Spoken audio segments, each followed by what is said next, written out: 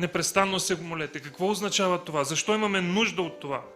Вижте, щом Бог е подарил молитвата на църквата и Той го е направил не за това да бъде едно рутинно упражнение, но Бог го е поставил и знаете ли, Бог гледа на молитвата и Бог знае, че молитвата е това, което обновява сърцето, преобразява душата и прави живота на християнина истински, духовен.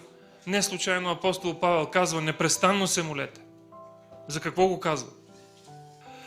За съжаление, ние се молим непрестанно, когато сме на зор. Нали? Когато ножа опре до кокъл, тогава се молим непрестанно. Но когато всичко ни е наред, тогава защо да се молим? Та ние нямаме нужда от това. И днес искам да поставя този въпрос. Каква нужда имаме от молитвата и защо трябва да научим този най-важен духовен урок за нас?